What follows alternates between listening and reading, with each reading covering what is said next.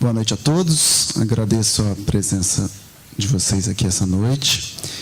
Queria agradecer ao Rubem, em nome da Balaio, pela promoção do Seminário de Economia da Cultura. Acho que é sempre importante a gente fazer uma reflexão sobre esse tema. Então, já coloco esses agradecimentos. Vamos lá. Eu vou fazer uma fala bem rápida sobre a questão da nova legislação de fomento e incentivo à cultura, mas antes disso eu queria colocar alguns dados que são importantes a gente avaliar e pensar sempre quando a gente vai falar sobre financiamento à atividade cultural.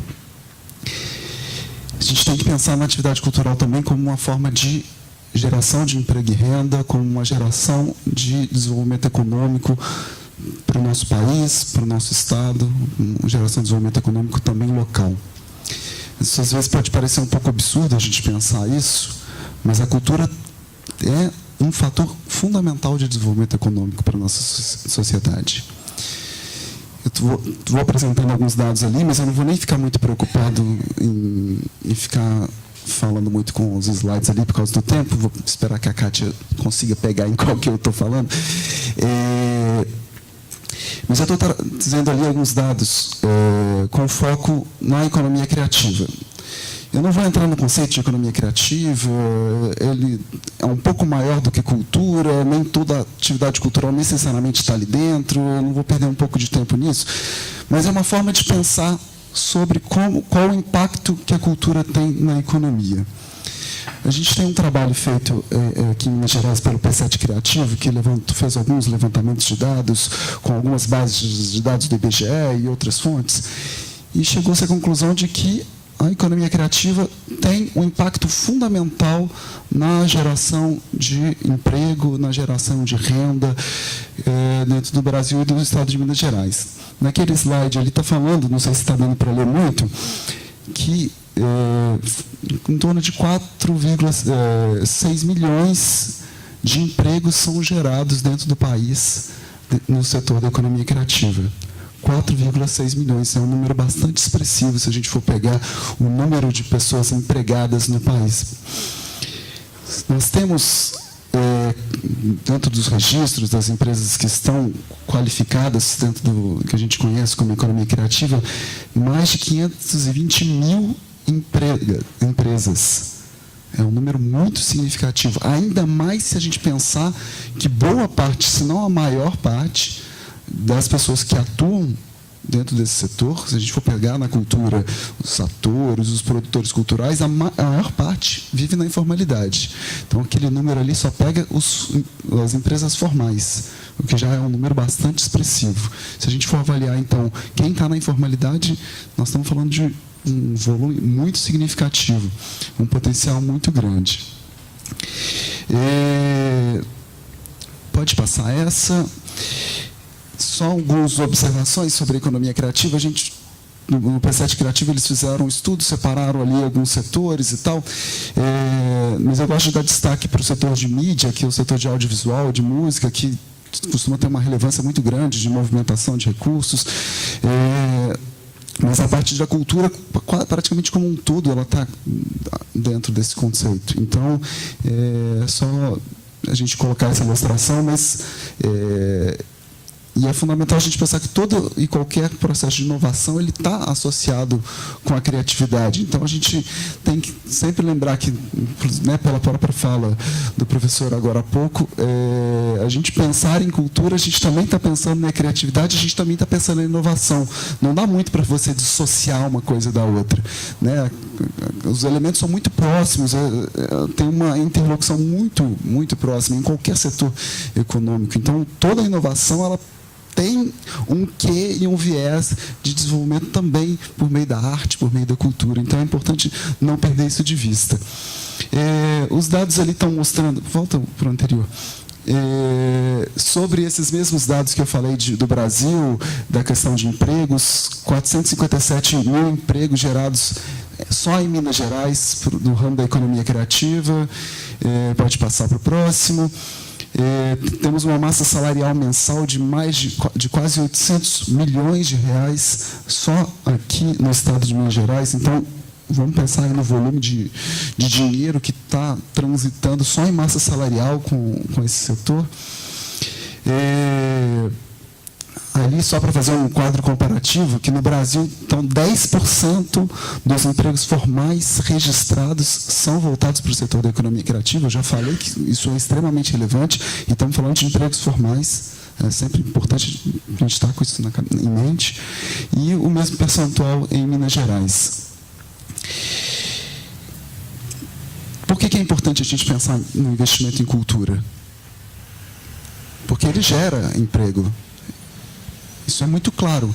E aí a gente tem uma pesquisa da Fundação João Pinheiro, é uma pesquisa até muito antiga, ela é de 2009, mas ela ilustra que dos recursos públicos que foram investidos por meio da Lei Estadual de Incentivo à Cultura, 60% desses recursos são injetados diretamente na geração de emprego e renda. 60% dos recursos. Sabe qual que é o montante de recursos da lei que foram investidos nos últimos 21 anos pela Lei Estadual de Incentivo à Cultura?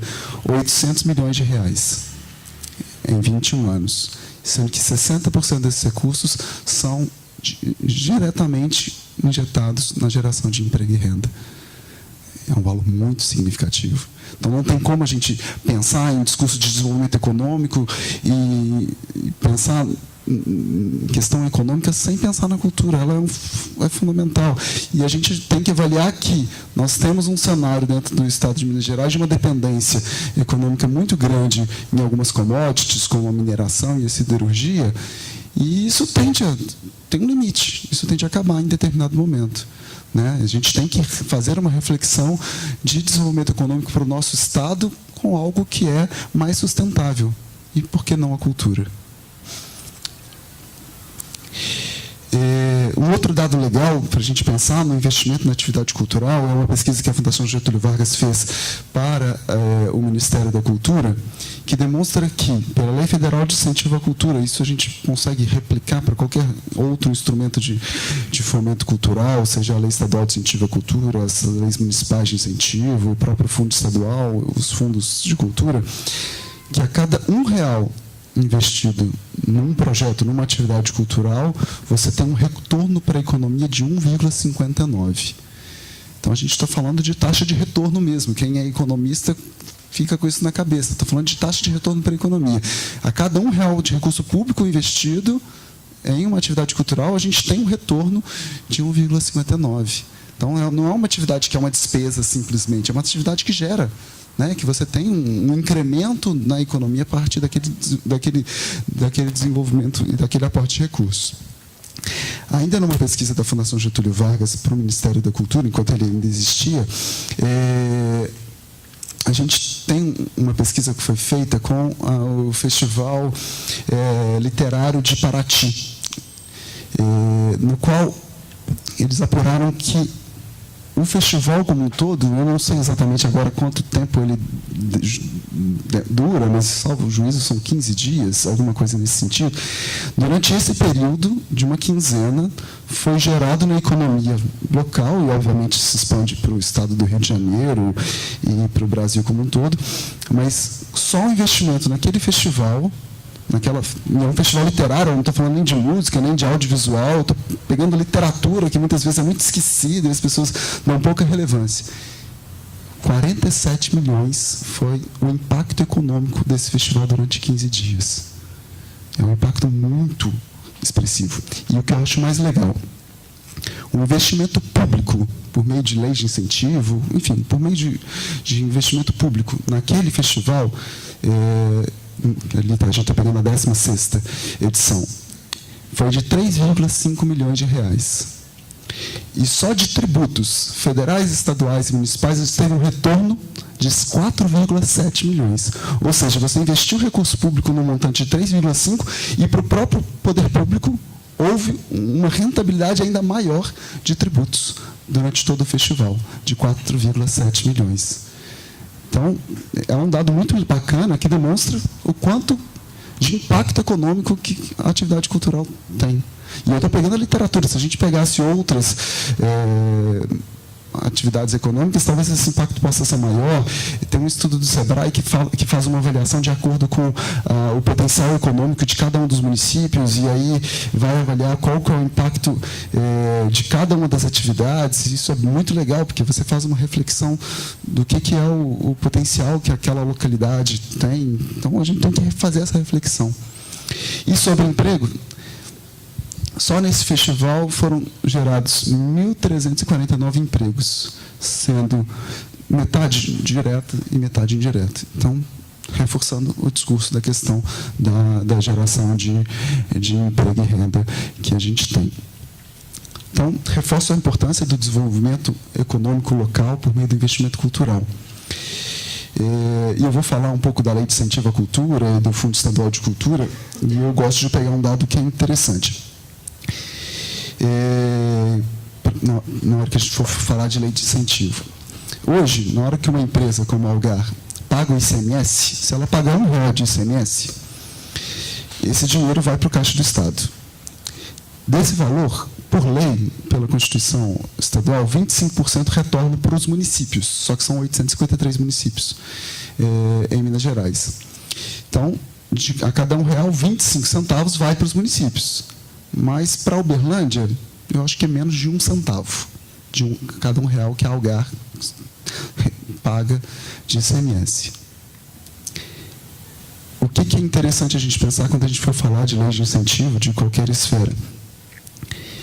É uma oportunidade que uma empresa tem de injetar recursos naquela localidade na qual ela está atuando. E promover o desenvolvimento econômico daquela região, do município de Uberlândia, do município de Uberaba, de Araguari, enfim, de algum município aqui da região. Por quê? A partir do momento que ela estabelece que ela vai utilizar uma parte do recurso que é do ICMS, que é a isenção fiscal, para a atividade cultural, ela vai garantir que uma parcela desses recursos, desse R$1 que ela está pagando de imposto, a Algar pode destinar 3%. Ela vai garantir que 3% desse montante de ICMS que ela está pagando vai ficar aqui em Uberlândia, ou aqui na região. E ela está promovendo o desenvolvimento econômico local, pensando em todos esses dados que eu mostrei aqui. Então, não é um papel só do Estado definir o aporte desses recursos e tal, mas a parceria com as empresas é fundamental nesse sentido também. E aí, na hora que algum produtor cultural vai bater na porta da empresa pedindo captação de recursos, tem que ter isso em mente, de conversar e ter esse diálogo. Olha, nós estamos falando não só da promoção da minha atividade cultural, que tem uma série de benefícios que eu nem vou falar aqui agora. Desenvolvimento humano, enfim, não vou entrar nessa esfera aqui agora. Mas também tem um foco no desenvolvimento econômico local. Isso é fundamental a gente ter em mente. Pode passar, eu vou pular esses slides, pode passar. E aí, feito essa introdução, eu vou entrar sobre a nossa legislação de fomento e incentivo à cultura. Em Minas Gerais, eu já comentei que a lei de incentivo existe há 21 anos, ela é de 1998, já foram mais de 800 milhões de reais investidos, ela já passou por 2 marcos legais, um de 1997, depois um de 2008, e agora a gente tem uma legislação de 2018. E nós temos também o Fundo Estadual de Cultura, que ele existe desde 2006, já foi um aporte de recursos na média em torno de 80 milhões de reais ao longo desses 12 anos de existência do Fundo Estadual de Cultura. E esses 2 mecanismos são os principais na esfera estadual de fomento à atividade artística e cultural do nosso Estado. E por que não da economia criativa também? São os 2 principais mecanismos. E foi feita uma construção que começou lá em 2013, com a conferência de cultura que teve em 2013, e a elaboração do Plano Estadual de Cultura e todas as discussões que começaram lá atrás, começou-se o debate também sobre uma revisão significativa da legislação de fomento e incentivo à cultura. Nós tivemos, né, várias rodadas e tal, que culminou na sanção da Lei 22.944, em janeiro de 2018. É importante destacar que a Lei 22.944 não é uma lei só de fomento e incentivo à cultura. Ela é uma lei mais ampla, a gente pegando no contexto do Sistema Nacional e Sistema Estadual de Cultura, é uma lei que consolida o Sistema Estadual de Cultura, estabelece a parte do financiamento da atividade cultural e também estabelece a legislação Cultura Viva, mas eu vou focar aqui na parte do sistema de financiamento, que é um dos capítulos dessa legislação. Ela entrou em vigor, então, em janeiro. Em julho, foi publicado o Decreto 47.427, né, de 2018, que vai regulamentar o processo do incentivo fiscal à cultura e também do fundo. Pode passar, eu já falei desse, pode passar para o próximo. E aí, alguns aspectos são importantes a gente trazer sobre essa nova legislação, que é, primeiro, um fortalecimento significativo do Fundo Estadual de Cultura. Ele passa a ter um papel ainda mais protagonista no processo do fomento à atividade cultural. A gente tem uma perspectiva que ele já teve uma média anual de aporte de recursos na faixa de 9 milhões de reais. A gente tem uma expectativa de que ele passe a ter 3 vezes mais recursos do que ele teve na média histórica dos seus 12 anos de existência, podendo chegar a 40 milhões de reais. Então, ele passa a ter um processo muito importante de protagonizar o processo de fomento à atividade cultural. Porque o incentivo fiscal, e ele de qualquer esfera, ele tem um caráter um pouco concentrador. Aí a gente até dá um cutucãozinho nas empresas, no sentido de que, efetivamente, o fomento por meio do incentivo fiscal, fica concentrado nas áreas de atuação da empresa.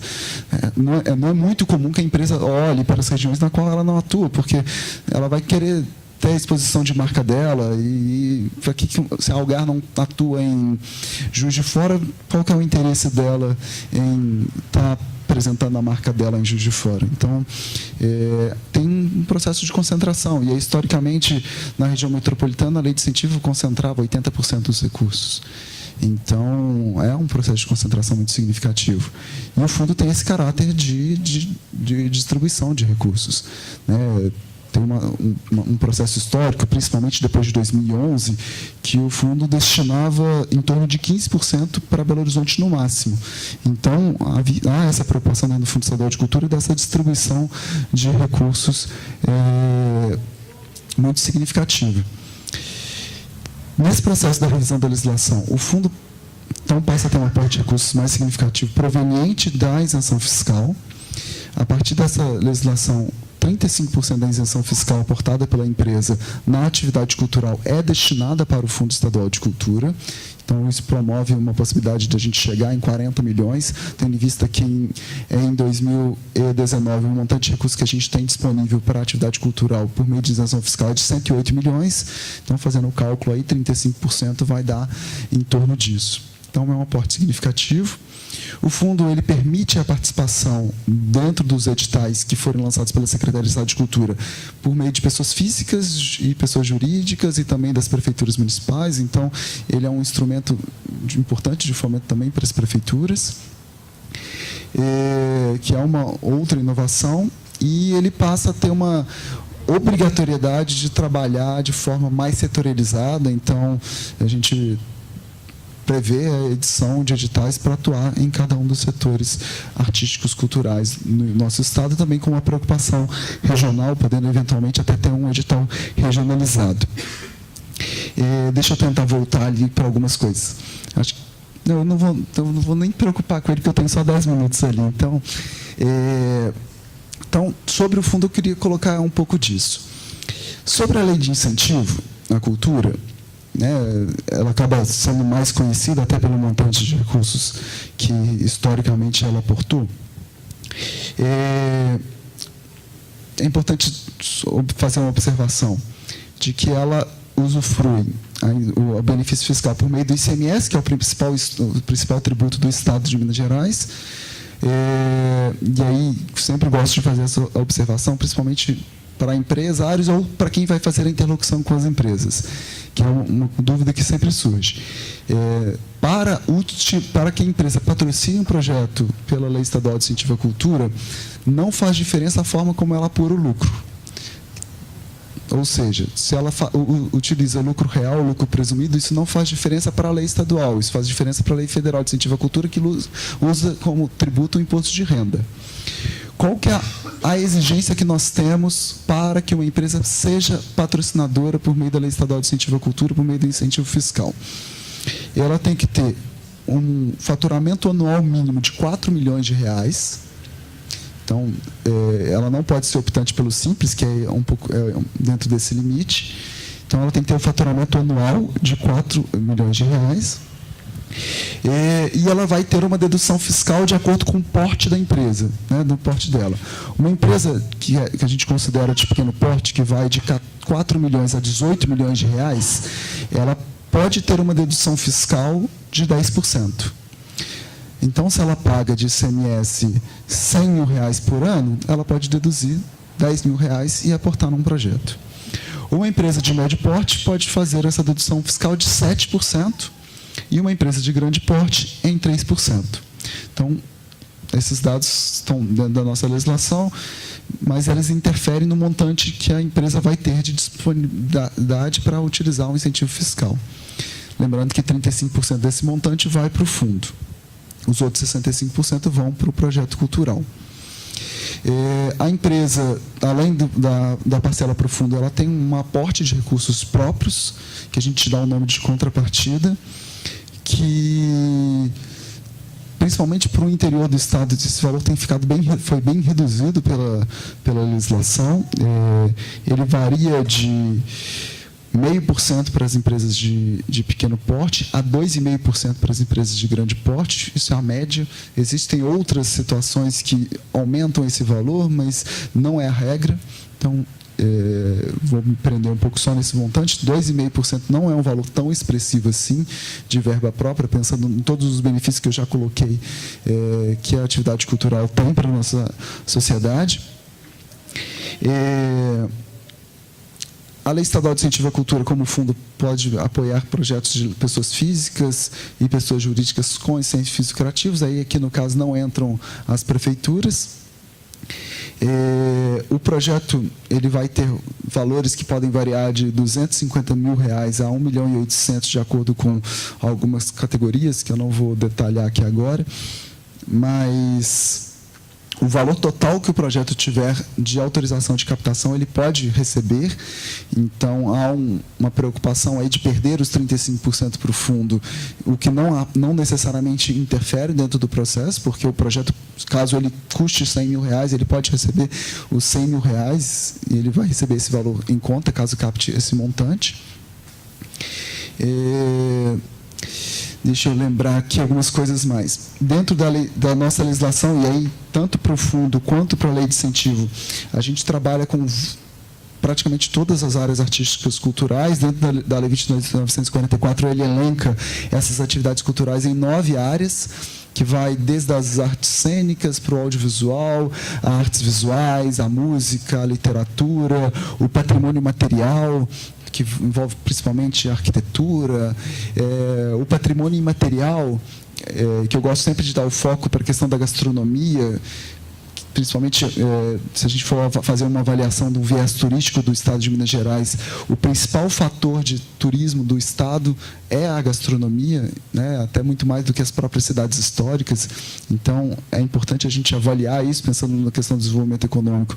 A gastronomia tem um papel importante e ela é reconhecida como atividade cultural aqui em Minas Gerais. A gente tem a área também voltada para a manutenção de centros culturais, museus, arquivos e de festivais que incorporam as atividades culturais como um todo. Vamos passando ali para ver se... Eu já fui longe já. Pode passar, pode passar, pode passar. Ah, tá, beleza. Gosto sempre de falar um pouquinho sobre o fluxo dos projetos dentro da lei de incentivo, porque isso costuma gerar muitas dúvidas. Para entrar tanto dentro do fundo quanto da lei de incentivo, é importante estar atento ao edital de chamamento e dar uma lida nos requisitos que são apresentados em cada um dos editais ou na resolução do incentivo fiscal. E a gente passou, desde 2018, a utilizar uma plataforma digital para os processos de inscrição, que eu acredito que facilita muito o processo de quem não é de Belo Horizonte, porque não tem que ficar mandando documentação para Belo Horizonte. A gente recebia calhamaços de projetos aos montes, então a gente sabe o custo que isso envolve para quem está fazendo a produção. Então, a partir do ano passado, a gente passou a utilizar uma plataforma online para a admissão das propostas. E aí, pensando no fluxo do incentivo fiscal, a gente tem o processo aberto pela Resolução 136 de 2018, que estabelece que a gente recebe as propostas por essa plataforma. Esse projeto inserido lá, ele é analisado por uma comissão, que é a Comissão Paritária de Fomento e Incentivo à Cultura do Estado de Minas Gerais, que a gente dá o apelido de COPEFIC. A comissão tem um prazo de 60 dias para analisar as propostas. É importante estar atento aos prazos. É impossível analisar um projeto com menos de 60 dias, então, na hora que for colocar o cronograma de execução, tem que lembrar que o resultado só sai dali a 60 dias do momento da inscrição. A COPEFIC se reúne mensalmente, em reuniões mensais.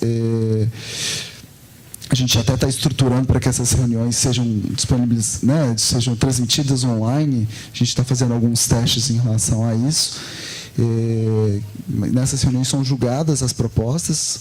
A comissão, o colegiado, ele tem autonomia para aprovar ou não a proposta, então não tem necessariamente uma interferência da Secretaria de Estado de Cultura nesse processo, até porque a comissão ela é composta por 54 membros, sendo 27 deles da sociedade civil, 50%, por isso ela é paritária. Depois que a comissão analisa aqueles projetos que estão aptos, eles recebem, eles são publicados e a gente dá a eles um documento que chama autorização de captação, que permite que os projetos possam captar os recursos. Essa autorização de captação tem o prazo de vigência de 12 meses, podendo ser prorrogado por mais 12 meses. Isso também foi uma mudança dessa legislação agora, que normalmente o prazo de captação era vinculado ao exercício fiscal, isso não existe mais. Então, é um prazo de 12 meses da data da aprovação e também pode ser prorrogado, caso não capte durante aquele primeiro período. Então, ele pode ter, no total, 24 meses para fazer a captação dos recursos. Estando com essa autorização de captação, vai bater na porta das empresas, então vai bater lá na porta da Algar, a Algar vai patrocinar os projetos. Então, a Algar vai assinar, a empresa incentivadora vai assinar a declaração de incentivo, que é o documento que formaliza essa pactuação. Dentro dessa declaração de incentivo vai estar lá descrito o valor que é destinado para o Fundo Estadual de Cultura e o valor que é destinado para a Lei Estadual de Incentivo à Cultura. Desse documento, eu gosto de destacar que ele tem poder de contrato, ele é um contrato assinado entre o produtor cultural, entre a empresa incentivadora e o governo do Estado de Minas Gerais, por meio da Secretaria de Estado de Fazenda. Então, é uma pactuação entre os três e o descumprimento desse contrato acarreta em multa para todas as três partes.